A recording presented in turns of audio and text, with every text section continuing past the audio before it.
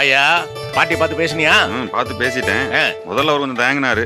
அந்த இடத்துக்கு 4-5 பேர் போட்டி போடுறான், ஓ இடம் இடங்கிறான், இது எப்படி நான் வாங்குறேன்னு என்கிட்ட கேட்டாரு.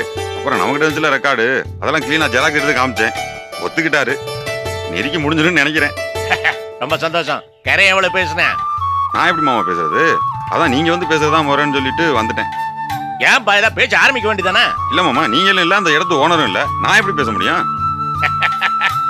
ரொம்ப சந்தோஷமா இருக்குப்பா. கொஞ்சம் கொஞ்சமா தேறிட்டு வர, நீ எல்லா வேலையும் ஒன்னாலையும் செய்ய முடியும்னு நிரூபிச்சுட்டு வர. அந்த ஆளு கரையை முடிஞ்சா கணிசமா கமிஷன் தரேன்னு சொல்லி இருக்காருல்ல. ஆமா, ஞாயிறுக்கெல்லாம் உருகி போய் பேசிட்டு இருந்தாரு. அதை வச்சுதான் நீலாவுக்கு பெரிய இடமா பார்த்து பெருசா கல்யாணம் பண்ண வெளியே ஒரு வரன்னு சொல்லி வச்சிருக்கிறேன். என்னது, வரனுக்கு வெளியில சொல்லி வச்சிருக்கீங்களா? ஆமா, 4 பேருக்கிட்ட சொன்னா தானே சீக்கிரம் நடக்கும். எதுக்கு மாமா வெளியில எல்லாம் சொல்லணும்? கைக்குள்ளேயே மாப்பிள்ளைய வச்சுக்கிட்டு என்ன மறந்துட்டீங்களா? யார சொல்ற? அதான் மாமா, செல்வம். அவனுக்கு என்ன குறைச்ச? தங்கமான பய. அவனுக்கு லீலாவை கொடுக்க எனக்கு இஷ்டம் இல்ல. ஏன்? மாணிக்கத்துக்கு செலவா கொடுத்துருக்கியா, எனக்கு தனத்தை கொடுத்துருக்கியா. எங்க 2 பேரும் அவன் என்ன குறைஞ்சு போயிட்டான்? எனக்கு என்னமோ செல்வத்துக்கு லீலா கொடுக்கறதான் சரின்னு படுது. எனக்கு படல. ஏன் மாமா, என்ன காரணம் அதை சொல்லுங்க.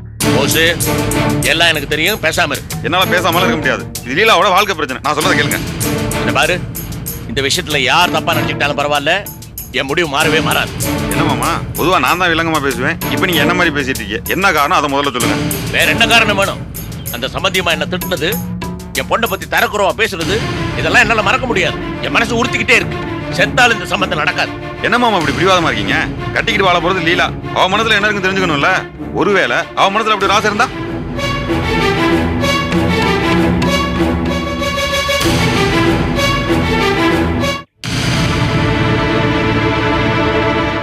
ஏமாமா, நான் உங்ககிட்ட வந்து சொன்னேனா எனக்கு யார் மேலயாவது விருப்பம் இருக்குன்னு? நீங்க பாட்டு கொளறீங்க. என்ன லீலா? மாமா, எனக்கு எங்க அப்பாவோட பேச்சு தான் முக்கியம். தான் தோன்றித்தனமா முடிவு எடுக்கிற மாதிரி எங்களை வளர்க்கல. எங்க அப்பா யார பார்த்து எனக்கு கட்டி கொடுத்தாலும் நான் அதை சந்தோஷமா ஏத்துப்பேன். கேட்டுக்கிட்டியாடா? என் பொண்ணுக்கு மெட்ராஸ் பொண்ணுக்கு மாதிரி இல்ல. நான் கிழிச்ச கோட்டை தாண்ட மாட்டாங்க. புரியாம நீ பாட்டு கத்திட்டு இருக்கிற. ஏங்க, நீங்க எதுக்கு ஒண்ணுமே தெரியாம நடுவுல புந்து குழப்பறீங்க? அனாவசியமா எதையாவது சொல்லி அவசியம் வாங்கி கட்டிக்கணுமா? நல்லா வந்து சேர்ந்தீங்க. இத பாருங்க, எங்க வீட்டு பொண்ணுங்களுக்கு இந்த லவ் கிவ் எல்லாம் தெரியாது, தெரிஞ்சுக்கோங்க.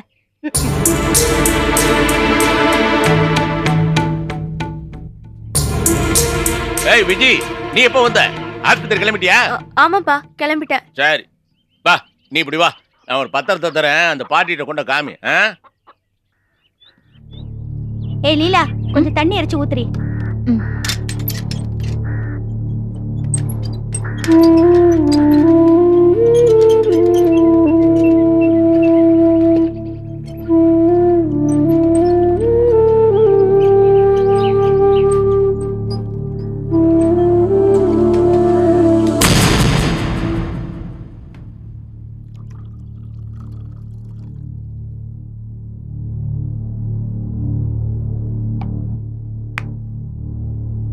என்ன விஜி, வீட்ல ஏதாச்சும் பேசுனியா? எதை பத்தி? எதை பத்தியா? நான் எதை பத்தி கேட்பேன்னு தெரியாதா? ஏன் தெரிஞ்சுக்கிட்டே தெரியாத மாதிரி இருக்க?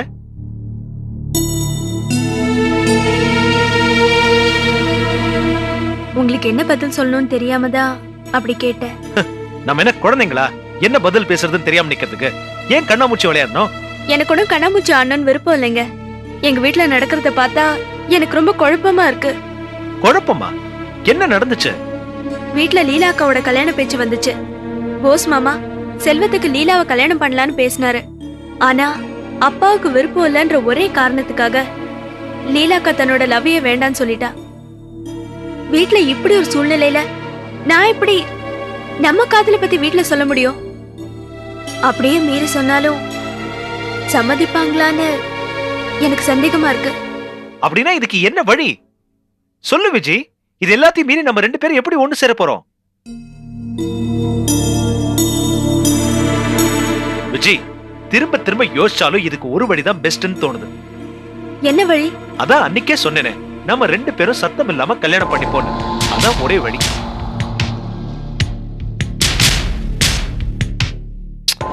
பாரு விஜி, பேசாம நான் சொல்றதை கேளு. உங்க வீட்லயே லீலா கல்யாணம் அது இதுன்னு ஏகப்பட்ட குழப்பமா இருக்கு. இதெல்லாம் தானா ஒரு முடிவுக்கு வரட்டும். நம்ம 2 பேரும் அதுக்குள்ள ரெஜிஸ்டர் மேரேஜ் பண்ணிக்குவோம். லீலா கல்யாணம் சுமூகமா முடிஞ்சதுக்கு அப்புறம் நாம 2 பேரும் நம்ம வீட்டுல விஷயத்த சொன்னா எனக்கு இன்னும் நம்மள ஈஸியா அக்செப்ட் பண்ணுவாங்கன்னு தோணுது விஜி. அப்படியே சொல்றீங்க? ஆமா, நீயே யோசிச்சு பாரு. லீலா கல்யாணம் முடிஞ்சதுக்கு அப்புறம் கண்டிப்பா உங்க அப்பா கொஞ்சம் சந்தோஷமாவும் ரிலாக்ஸ்டாவும் இருப்பாரு. அந்த சமயத்துல நம்ம கல்யாணம் பண்ணிட்டோங்கிறத சொன்னா நிச்சயமா அவர் நம்மள அக்செப்ட் பண்ணிப்பாரு விஜி. நீங்க சொல்ற மாதிரி நடக்குமா? எங்க அப்பா நிச்சயம் ஏத்துப்பாரா? உன் மேல சத்தியமா சொல்றேன், ஒத்துப்பாரு. இந்த பார் விஜி, இதான் நமக்கு இருக்கிற ஒரே நல்ல வழி. ஒத்துக்கு Viji, please please please Viji. அப்பா, இப்பதான் என்னோட நிலைமை நீ கரெக்டா புரிஞ்சுட்டு ஒரு நல்ல முடிவு எடுத்திருக்க. ஓகே, இதுக்கு மேல என்னால வெயிட் பண்ண முடியாது. நாளைக்கே கல்யாணத்துக்கு ஏற்பாடு பண்ணட்டுமா? ஐயோ, நாளைக்கே வேணாப்பா. போச்சுடா. இப்ப மறுபடியும் என்னாச்சு? அது இல்லைங்க, தீபாவளி வருது இல்லையா? சரோக்காக்கும் தனாக்காக்கும் தலை தீபாவளி. அந்த நேரத்துல இந்த மாதிரி விஷயம் எல்லாம் வேண்டாம். நானும் அவங்களோட சேர்ந்து சந்தோஷமா இருக்கேன். தீபாவளி முடிஞ்சதுக்கு அப்புறம் நாம சொல்லு நம்ம register marriage. Okay, so Deepavali முடிஞ்ச உடனே நாம நினைச்சதெல்லாம் நடக்க போகுது.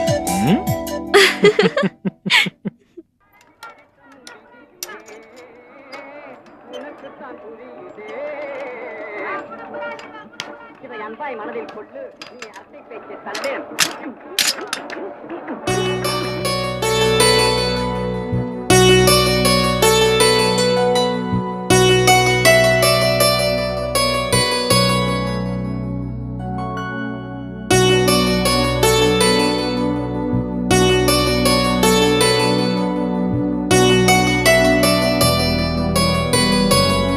பேங்க்ல பணம் கட்டிருக்க போல இருக்கு. ஆமாண்ணே, எந்த பணம்டா?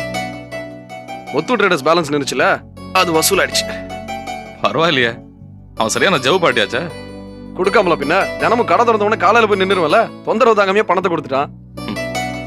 அப்புறம் அந்த விசாலாட்சி ஏஜென்சிஸ்ல உருளைக்கிழங்கு கேட்டிருந்தாங்களே, அது நாளையில இருந்து ரெகுலர் அனுப்புறதுக்கு ஏற்பாடு பண்ணியாச்சு. அட்வான்ஸ் காலையில வாங்கிடலாம். சரக்கு ஏதோ பேலன்ஸ் நிக்கலையே? எதுவுமே கிடையாது. 5 மணி ஆனா எல்லாம் காலி ஆயிடும். என்ன 2 வேலை தான், வசூல் பண்ண வேண்டியது, லோட் அனுப்ப வேண்டியது, அவ்வளவுதான். ரொம்ப சந்தோஷமா இருக்குப்பா. நான் இல்லாத நேரத்துல கடையை நல்லா பாத்துக்கிற அளவுக்கு நீ வந்துட்ட. இல்லைன்னா இந்த நேரம் நடந்த பிரச்சனைக்கு பிசினஸே காலியா இருக்கும். நல்ல வேளை நீ வந்து உட்காந்துட்ட. விடுங்கண்ணே, எதுவும் நடக்கூடாதெல்லாம் நடந்து போச்சு. நாம சமாளிச்சிடலாண்ணே. ஆமா, நீ அந்த ரமேஷை செருப்பால அடிச்சாம? உங்களுக்கு யார் சொன்னது? பப்ளிக்ல போட்டு அடிச்சிருக்க, அது எப்படி எனக்கு தெரியாம போயிடும்? ஏண்டா, எனக்கு தெரியறது முக்கியம் இல்ல, நீ ஏன்டா போய் அவனை அடிக்கணும்? நான் தான் படிக்காதவன், நீ படிச்சவன், டீசென்ட்னு பேர் வேற வாங்கியிருக்க. ஏன்டா ரோட்ல சண்டை போடுற? அவன் பேசுனதை கேட்டு என்னால கண்ட்ரோல் பண்ணிட்டு இருக்க முடியலண்ணே. இந்த மட்டும் அடிச்சதோட விட்டேன்னு சந்தோஷப்படுங்க. செல்வம், அவன் அடிச்சு என்ன ஆக போகுது? தப்பு நிர்மலா மேல. அவன் மேல எவ்வளவு பிரியம் வச்சிருந்த, எல்லாத்தையும் கெடுத்து நம்மளை கேவலப்படுத்தினாடா. சரி விடுங்கண்ணே, நடக்கணும்னு விதி, நடந்து போச்சு.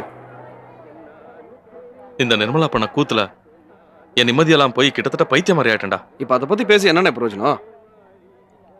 அது மட்டும் இல்லடா, இந்த பிரச்சனைல இன்னொரு விஷயம் மறந்து போச்சு. ஒண்ணும் இல்லடா, உனக்கும் லீலாவுக்கும் கல்யாணம் பண்ற சம்பந்தமா சிதம்பரம் மாமா கிட்ட பேசலான்னு இருந்தேன். அது முடியாம போச்சு.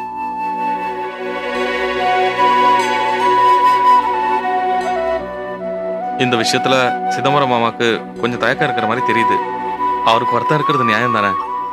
நான் தான் பேசி சரி பண்ணணும். என்னடா செல்வம், ஒண்ணுமே பேச மாட்டேங்கிற? அமைதியாயிட்ட? உன் விஷயம் தானே பேசிட்டு இருக்கேன். நீயே பேசாம இருந்தா எனக்கு குழப்பமா இருக்காதா? அண்ணே, நானும் சரி லீலாவும் சரி ஏதோ வெடலத்தனமா லவ் பண்ணிக்கிட்டு கோயில் பீச்னு சுத்திக்கிட்டு இல்ல, ஒருத்தர் உண்மையிலேயே மனசால புரிஞ்சுக்கிட்டு இருக்கோம். நான் ஸ்ட்ராங்கா தானே இருக்கேன். அம்மா தான் வழக்கம் போல இந்த விஷயத்துல என்ன புரிஞ்சுக்கல. ஏதோ தேவையில்லாத எண்ணங்களை எல்லாம் மனசுல வளர்த்துக்கிட்டு இருக்காங்க அம்மா. நான் அதை கூட பெருசா எடுத்துக்கலண்ணே. எனக்கு என்னன்னா, சிதம்பரம் மாமா கூட இதுல ஒரு குழப்பத்திலே இருக்காரு. எது சரி எது தவறுன்னு ஒரு தெளிவு இல்லை அவர்கிட்ட. என்ன பண்ணலாங்கிற? என்னென்ன பண்ண முடியும்? பெரியவங்க நம்மளை புரிஞ்சுக்கலன்னா நாம நம்மளை தான் நம்பி ஆகணும். என்னை பொறுத்த வரைக்கும் லீலா ஸ்ட்ராங்கா இருப்பா. எனக்கு நம்பிக்கை இருக்கு, இது நல்லபடி நடக்கும் நம்பிக்கை இருக்கு. கவலைப்படாதடா, நான் உங்க 2 பேருக்கும் சப்போர்ட் பண்றேன். நீ ஆகட்டும் லீலா ஆகட்டும், மனசுல எந்த ஒளிவு மறைவு இல்லாம பேசுறீங்க. உங்களுக்கு நல்லதுதான் நடக்கும், கவலைப்படாத. ரொம்ப சந்தோஷண்ணே.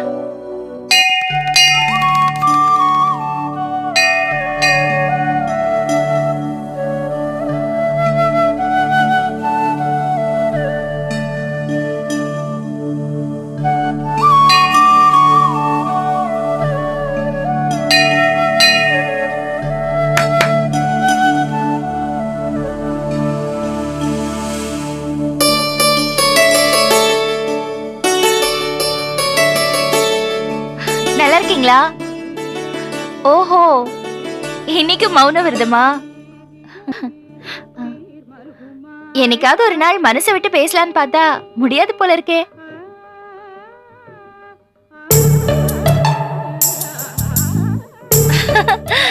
இல்ல, இன்னைக்கு வரல, நான் தனியா தான் வந்திருக்கேன். ஆமா, உங்க பையன் வரலையா? ஆமா, பொண்ணு அமைஞ்சிடுச்சா? ரவியோட நிலைமையை பாத்தீங்களா? கடவுள் தான் பார்த்து பொண்ணை தரணும் போல இருக்கு. உங்க 2 பேரோட குரல் கேட்கணும் போல இருக்கு. அது நடக்குமா?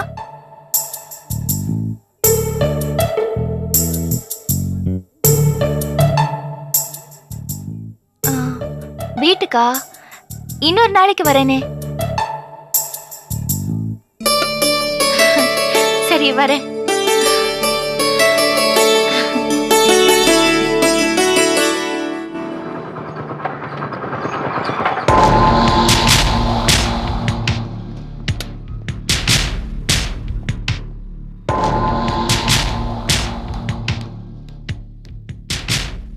Hello sir. சார் வணக்கம் சார். தம்பி, யார் நீ? என்ன விஷயம்? ஐயோ, என்ன சார் ஞாபகம் இல்லையா? அப்போ வந்தேன் சார், இந்த ரெஜிஸ்டர் மேரேஜ் பண்ணணும்னு சொல்லிட்டு. நல்லா ஞாபகப்படுத்தி பாருங்க சார். அடடா, ஆமையா, அது எனக்கு மறந்து போட்டியா? சார், எப்படியாவது நீங்க தான் தயவு பண்ணி என் கல்யாணத்தை நடத்தி வைக்கணும். யோ, என்னையா உன் மாமனார்ட்ட கேக்குற மாதிரி என்கிட்ட கேக்குற? அப்படி இல்லை சார், லைஃப்ல முதல் வாட்டி ரெஜிஸ்டர் மேரேஜ் பண்றேன். அதான் மனசுக்குள்ள ஒரு சின்ன பயம். தள்ளி நில்லு. யோ, என்னையா சொல்ற? இதுக்கு முன்னாடி கோயில், குளம், மண்டபம் அது இது நிறைய கல்யாணம் பண்ணிருக்கியா நீ? ஐயோ, யோ, வில்லங்கமான ஆள் தான் நீ. அப்படிலாம் ஒண்ணு இல்ல சார், அது வாய் தவறி வந்துருச்சு சார், அவ்வளவுதான். சார், வில்லங்கெல்லாம் ஒண்ணும் இல்ல சார். ஆஹா, ஊரெரிய பத்திரிகை அடிச்சு மேளம் கொட்டி பண்றதா என் கல்யாணம். இந்த மாதிரி வரதெல்லாம் வில்லங்க தான். வில்லங்க தான் அது. சார், நீங்க நினைக்கிற மாதிரிலாம் ஒன்றும் பெரிய வில்லங்க இல்ல சார். வழக்கமான காதல் தான். பொண்ணோட அப்பா எதிர்க்கிறாரு, அதான் சைலண்டா ரெஜிஸ்டர் மேரேஜ் பண்ணிக்கலாமேன்னு. இந்த விளக்கெல்லாம் எனக்கு தேவையில்ல. வெட்டுறதை வெட்டிட்டு எவ்வளவு கல்யாணம் பண்ணிக்க. இதா இந்த குணம் தான் சார் உங்ககிட்ட எனக்கு ரொம்ப பிடிச்சிருக்கு. எவ்வளவு வேணுமோ கேட்டு வாங்கிக்கோங்க. ஆமா, எப்ப ரெஜிஸ்டர் பண்ண போற? தீபாவளிக்கு ஒரு 2 நாள் கழிச்சு சார். யோ, ஆபீஸ்ல பேச வந்திருக்க, ஆபீஸ்ல பேசியா? கரெக்டா தேதி சொல்லியா? தேதி நவம்பர் 7 சார். நவம்பர் 7. ஓகே, ஓம் பேரு, பொண்ணு பேரு, அட்ரஸ் எல்லாத்தையும் கிளியரா கொடு. நான் டைப் பண்ணி டிக்ளரேஷன் போர்டுல மாட்டணும். ஏதாவது வில்லங்க இருக்கான்னு பார்க்கணும். ஐயோ, என்ன சார் இப்படி சொல்றீங்க? ஃபார்மாலிட்டிக்கு அப்படிதான் பண்ணுவோம். நாங்க டைப் பண்றதே மங்களா தான் டைப் பண்ணுவோம். எனி அப்ஜெக்ஷன் போடுவோம். எவனும் எதுவும் கேட்டதில்ல. சரி, டீடைல்ஸ் கொடு. சார், நீங்க கேட்டதெல்லாம் நான் ரெடியா ஓ, ரெடியா கொண்டு வந்துட்டியா? இந்தாங்க சார், எல்லா டீடைல்ஸ் இருக்கு சார். சரி, கொஞ்சம் வெயிட் பண்ண வந்துடுறேன். டேய், இதெல்லாம் யோசிச்சு தான் பண்றியா நீ? நல்ல நிதானமா பிளான் பண்ணி யோசிச்சு தான் செஞ்சுட்டு இருக்கேன். ஆட்டம் இல்லாண்டா, ஆனா பிடி இருக்க கூடாது. பேரு அட்ரஸ் எல்லாம் கொடுத்து ரெஜிஸ்டர் மேரேஜ் பண்ண போறிய, நல்லா மாட்ட தான் போற. என்ன கையாட்டிட்டு இருக்க? ரெஜிஸ்டர் மேரேஜ் ஒரு பெரிய எவிடன்ஸ், தெரியுமா உனக்கு? தெரியும்டா, ஆனா ஒரு காரியம் பூர்த்தி ஆகணும்னா இதெல்லாம் செய்ய வேண்டியிருக்கே. உனக்கே நல்லா தெரியும், நான் நினைச்சதை சாதிக்கணும்னா என்ன வேணாலும் செய்வேன். அவ்வளவு சீக்கிரத்துல நீ தப்பிச்சிடலாம்னு நினைக்காத. ரெஜிஸ்டர் மேரேஜ் பண்ணிட்டா அவனை சும்மா விட்டுருவாளா? டேய், அவளை பத்தி உன்னோட எனக்கு நல்லாவே தெரியும்டா. இந்த வெக்க கேட்ட போய் வெளியில சொல்ல முடியும்? என்ன ஒருத்தன் கெடுத்துட்டா நான் வெளியில போய் சொன்னா அவளுக்கு தான் அசிங்கம்னு அவளுக்கு நல்லாவே தெரியும்டா. அவ வீட பொறுத்த வரைக்கும் இந்த விஷயத்தை பத்தி வாயே திறக்க மாட்டான். பிரச்சனை ரொம்ப ஜாஸ்தி ஆயிடுச்சுன்னா தற்கொலை பண்ணிட்டு செத்துருவா. டேய், நீ வேணா பாரு, இந்த பிரச்சனையை பத்தி நீங்க போய் யாருக்கிட்டையும் சொல்லாதீங்கன்னு சொல்லுவாளே தவிர அவளா போய் யாருக்கிட்டையும் சொல்ல மாட்டான். அதுவும் இல்லாம அவளை கேவலமா கெடுத்துட்டேன்னு அவளுக்கு நல்லாவே தெரியும்டா. அதுக்கப்புறம் எப்படி என்னோட மனசார வாழ்வா? சொல்றத நல்லா புரிஞ்சுக்கடா. நான் எதையுமே பிளான் பண்ணி தான் செய்வேன் சார். வெட்டுறது விட்டு. சார், என்னங்க சார்? கரெக்டா இருக்குல்ல? கரெக்டா இருக்கு சார். கையெழுத்து போடு. இங்க ஒன்று போடு. இங்க ஒண்ணு.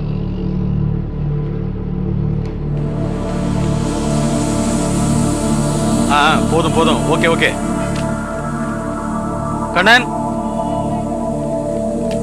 இதை டைப் பண்ணி டிக்ளரேஷன் போர்டுல மாட்டுங்க. வரையா? Thank you sir. Thank you sir. டேய் பொண்ணோட அப்பா வேற புரோக்கர் வேலை செய்யறாருன்னு சொல்ற, இத வேற இங்க மாட்ட போறாங்கன்னு சொல்ற.